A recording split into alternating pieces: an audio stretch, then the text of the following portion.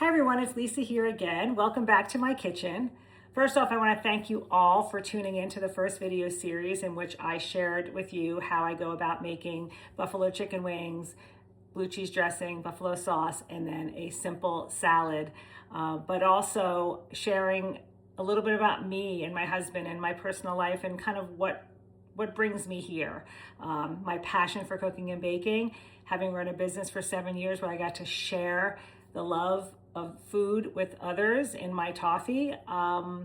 We made a decision to take a step back from that because it was time to maybe get a little more balance in our life, but the passion is still there. So I thought this would be a great opportunity for me to build connections with others as I was doing for 7 years, and to continue that and share a little bit about myself and what I love. I'm going to be making some veal cutlets. I'm going to then do a roasted Brussels sprouts. I'm going to do some roasted potatoes, and then a very simple tomato and onion salad. So I hope you enjoy this series as well as the last, and look forward to making more connections. So first things first, there are 3 components to making cutlets, breaded cutlets. You have flour. It's going to be a bowl for eggs, and then breadcrumb. Okay, so first, everything has to get set up first to make everything simple and transition to the next step. So first things, I take the flour, I just put some in a bowl like this, season it with some salt and pepper. And as I mentioned, when I'm cooking, I really use the salt by hand, just because I feel like it just gives me a good feel and touch for what I need, as opposed to the grinder itself. But pepper, I will grind directly over. Okay, I'm going to mix that up. So veal cutlets are absolutely delicious. We love them, but mainly we eat chicken cutlets because that's more of a staple. They're more affordable, and it's just more of an everyday type of food. And they're so versatile because you can use them for so many different things. They're great just out of the fridge, cold. Of course, warm and hot and crispy. You can make sandwiches out of them. They're just a good source of protein. And so, yes, I know it's breaded and fried, but I'm a big believer in everything in moderation, and I don't feel as though there's anything that has to be off limits. Just enjoy the food and just cook with love with good quality ingredients, and you can't go wrong. Okay, so as I mentioned, I have now breadcrumb, which is I buy the Italian seasoning breadcrumb because I find it works. So whatever brand, I do that. And then we're going to do eggs, because you need to dredge in flour, then into eggs, egg wash, and then into the breadcrumb. And that will help the cutlets adhere the best and stay on, so that the crust I should say, so that the crust doesn't fall off. So there are my eggs. I did about 6. Okay, now I'm going to scramble up the egg, and what I'm going to do is get everything breaded and set to go. That way I can clean my workstation. And as I mentioned in my last video series, I like to clean as I go whenever possible, because it just helps with the cleanup later on, and it doesn't feel so overwhelming if you're making a bigger dinner. Okay. All right, so now I have my, as I mentioned, flour, eggs, and breadcrumb. I'm going to take my veal, and I'm going to dredge it in flour. Okay, as I mentioned, dredging is the first step in making sure that you have a nice coating on your meat. Okay, then I'm going to take the breaded veal, and I'm going to dip it here in the egg wash. So I will try to use one hand for the egg and then get it over to the breadcrumb. So you'll see here a breaded cutlet. It's nice. I'm going to lay it on a pan right here. Okay, and I'm going to continue to do this. So I don't know if I mentioned that I am of Italian descent. My parents, I was born in the Bronx, New York, and that's where my parents grew up, but my parents moved to New Jersey when I was a baby, so that's where I grew up, and I've been ever since. I'm a Jersey girl. I live in North Jersey, and I have my whole life. And so anyway, a lot of my cooking, I love to cook. I love all kinds of food. I really appreciate everything. I appreciate simplicity in food. I appreciate everything. I'm a when in Rome person, meaning if wherever I am, I'll manage my expectation accordingly, and I can enjoy food in any way. From very fine dining, I'll have an appreciation for that, but I also like a good hole-in-the-wall place that has really good comfort food. I feel like I even like fast food because you know what, when you're in the mood for that, but you have your mind in that place and your expectations adjust accordingly. So I just love food. I love balancing flavors and just trying new things. So, but anyway, having grown up in an Italian American household, this is the type of food that was pretty standard and basic in our home. So it's just one of those things that comes natural to me. And so I enjoy continuing that tradition in my family. In my family, we're always talking about food. It's really comical, actually. You're preparing one meal, you're discussing it, you're analyzing it, critiquing it, and then talking about what you're going to make the next meal or what you're going to do differently and do right. It's kind of funny, actually. And we, I think, we take it in jest and we have fun with it, but it becomes a thing. In fact, my mom, who dabbled in catering when she was younger, journals every single aspect of the occasion and has a journal for the next year to refer to and what revisions need to be made to the meal, to everything from arrival and when people are going to, how much alcohol we consume, how much of everything everybody ate, what we could cut back on, what we can do more of. Even on Christmas Eve, we do ping pong tournaments at my sister's house, and she even talked about the timing of that so it doesn't interrupt. So it's mindful. It works within the meal. It's hysterical. But this is, again, it all revolves around creating a wonderful experience for our family and how we're going to always improve it year over year. And it's just one of those things that we enjoy doing together. And Phil, he grew up in New Jersey as well, different part of New Jersey. But he, as I mentioned, is a retired Newark fire captain. He spent 25 years in the fire department, and now he's retired. And since ending the toffee business in August, he's taken up Uber, and he's enjoying every minute of it. He enjoys cooking too. He learned in the firehouse, and so he makes a mean chili. He makes good chicken cutlets. Loves them. Known for his chili and his chicken Murphy, and he throws a lot of stuff in a pot and knows how to just make a nice quick dinner and put something together nicely. It's nice because I know I have that partnership with him where we do it together, and we both kind of take turns in that area. But nothing like a home cooked meal. I actually ran out of my crumb. I didn't have enough, so Phil actually was at the physical therapist. He had a knee replacement. As luck would have it, he was leaving, and I told him to pick some up on the way home. So I'm going to have to finish breading it. A little more left. I mentioned I bought a lot of veal cutlets because we eat a lot of them, so want to make sure we had enough, but he has to go get that. We're planning on my part. Usually, when it comes to pantry items, I am a big believer in making sure I have everything stocked that I need in advance, so I always restock my pantry even when I don't need something. Bad on me because that's normally something that I would have in the house and buy in advance, but somehow I missed that. So more to that. But I'm going to prep everything else now. Move on to the Brussels sprouts, get them in the oven as well as the potatoes. And that when we go to fry the meat, it's going to be pretty quick because it doesn't take long to do that. So I have a bowl of Brussels sprouts here that I rinsed off, cut off the end and right here, and then I cut it in half. Because what I love is when you roast them, put them in a pan and they get all the crispies, which I love. And like some of the leaves crisp up. So growing up, my mom cooked a lot, and so she always cooked. She was home with us, and she cooked a lot of different things. So we were always required to eat what was on our plate. However, what my parents did to give my brother, sister, and I some autonomy in this area was they told us that we can each pick one food item that we are exempt from eating if it's served. If it's served, you don't have to eat it. But the deal is that no matter what, if you pick that item, you will be exempt on that night that it's served. but that means you cannot refuse to eat anything else on the plate. So we had to be very careful of what we chose. So my vegetable was peas. I do not like peas, not me, so I don't cook those. I know people love pea soup, but unfortunately, I'm not making it here. And I don't think my kids have an opinion on it one way or the other, since I make so many other things, so they never really missed it, I guess. But anyway, it was fun. And so I thought that was a pretty good compromise.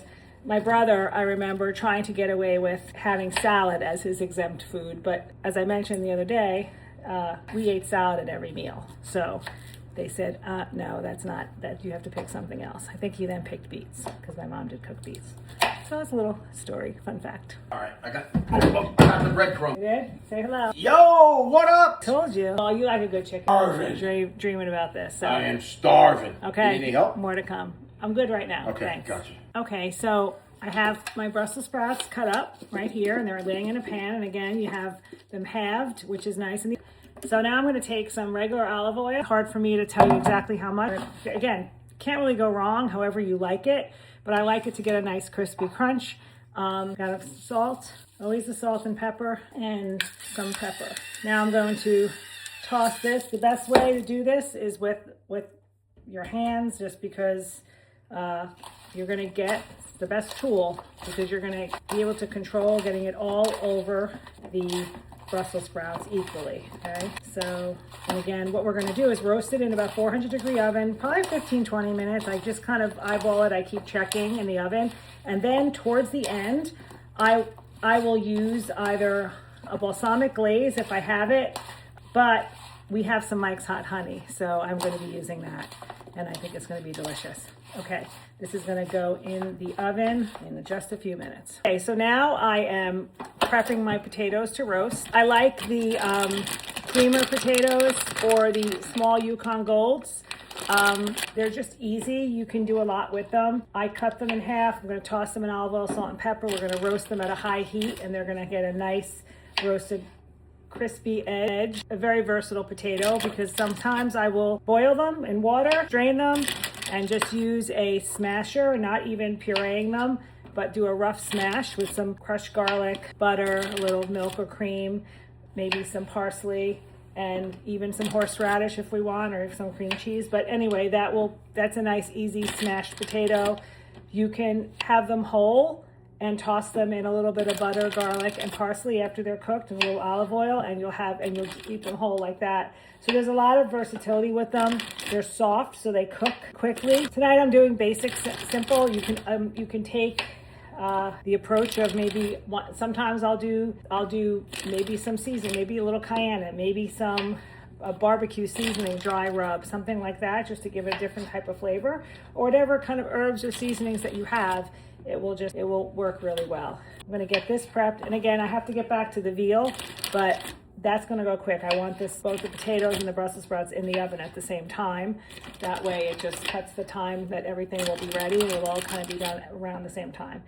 And listen, sometimes things are done sooner than others, and you let them stay on the counter and heat them up if you need to, but generally I try to manage that where everything's kind of getting done at once. Okay, so here I go again. I'm going to really prep it the same way I'm prepping the Brussels sprouts, to be honest. I don't know, I could do something else with it, but I think I'm just going to keep it simple. Another thing I do with potatoes, I grill potatoes when it's warm out in the summer and toss them in some oil and vinegar. It's phenomenal, or mustard, or do like a garlic parmesan potato. So, okay, I'm going to toss this. Again, I'm using my hands for this because your hands are the best tool to make sure everything is getting incorporated in, and all the oil evenly throughout, and the pepper and the salt, and there you have it. Again, meals don't have to be complicated. They can be simple, and just with simple ingredients, and if you just use those ingredients in the right way and buy the right ingredients, you can't go wrong. Okay, so now I'm putting my potatoes and Brussels sprouts in the oven. I'm going to put them on 2 different racks, and then I will probably flip them and switch them around halfway through. So I'll probably set the timer for 15 minutes to remind me to flip them. It won't be ready by then, but we'll be getting to a good place. Okay, now I'm going to get finished breading the veal and then come back and show you how we fry it up. Okay, I'm back. So I took a moment to finish breading the cutlets here. So I have all my mini cutlets, Brussels sprouts, and the potatoes in the oven. And you're gonna see here, you can really hear the sizzle. You see the nice crispy bits and the crackling. Oh, I like this. I'm gonna give them a little toss in 1 second. Here are the potatoes. They're not quite ready yet, but you hear the sizzle and they're doing a nice job. I'm gonna actually put them closer to the bottom. I'm gonna give them both a little toss. Okay, so I'm gonna get the Brussels sprouts and I'm going to put them on the stove and take some hot honey, which is a great staple to have in the house and absolutely delicious. Even this with goat cheese, you can toss the finished Brussels sprouts with a little goat cheese. That's phenomenal too, or even blue cheese, because the sweetness off the honey and the crispiness of the Brussels sprouts lends itself very nicely to a cheese element like that. Put a little sweet heat. And again, you can use balsamic vinegar and honey, balsamic glaze, which is basically balsamic vinegar cooked down until it becomes like a syrup. But hot honey it is tonight. Okay, to give you a sense of how you might test to make sure your pan is hot enough, you take a little bit of breadcrumb or a little extra little piece that's fallen off here and drop it in. Oh, you see it? It's sizzling. In just another minute, that's gonna be ready to go. Okay, so it's ready to go. You hear the sizzle? I'm gonna get this closer. I'm gonna take this little one out so it doesn't start burning.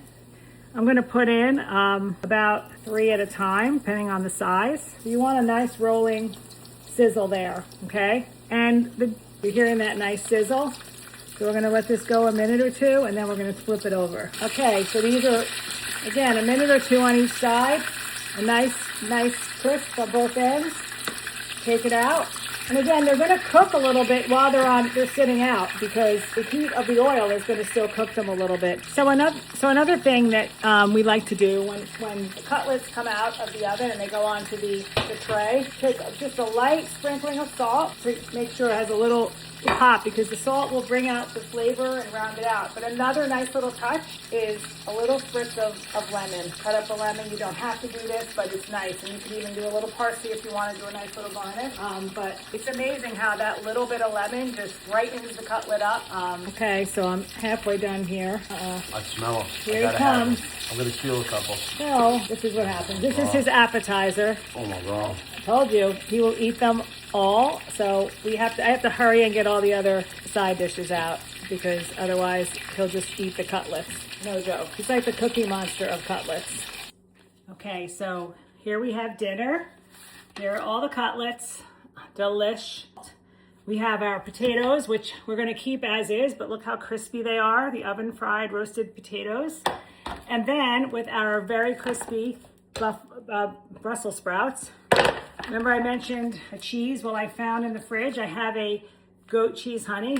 Pick something up like this to have on hand, and it's gonna be great. A really delicious foil and balance with the hot honey. And so I'm gonna take the goat cheese and just toss it. It will kind of probably soften a little bit. The Brussels sprouts are warm. They're not super hot at this point.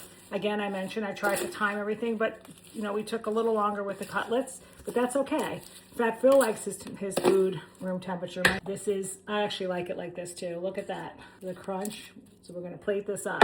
We're plating up. Here, Phil, you want some Brussels sprouts? Oh yeah. Is that good? You want more? That's it. That's good. So we'll get some. We're gonna go and eat a little bit. So good. These potatoes are nice and crunchy. Yeah. Here, you're ready? Just a little bit. I'm good right there. That's it? One more. Oh my God, that one looks so good. Oh. Okay, good. They're like French fries. Oh man. All right, Phil, it's time to dig in. Yeah, I've been smelling it for a while. It's time to just get to work here. Oh my God, the veal cutlet. And you love the lemon on it, right? So good. Very good with the lemon. It just adds a little flavor to Yeah. it. Yeah, like brightness. Mm-hmm. And we're big Brussels sprouts people, I was telling them. So good. Good crunch. I know. I see one right there. Oh. Love it. And when it comes to eating, I just attack my food. I apologize. I just love it. She just cooks and I devour. Yeah. See, that's the satisfaction I get. This is the expression of love, I feel. And then seeing my family and my loved ones and friends enjoy the food that I cook gives me a lot of pleasure and reward. So I hope that you can enjoy this food through Phil's palate and stomach and give this recipe a try. Until the next time. Thank Bye, you. guys. Very good. You're living your best life, babe.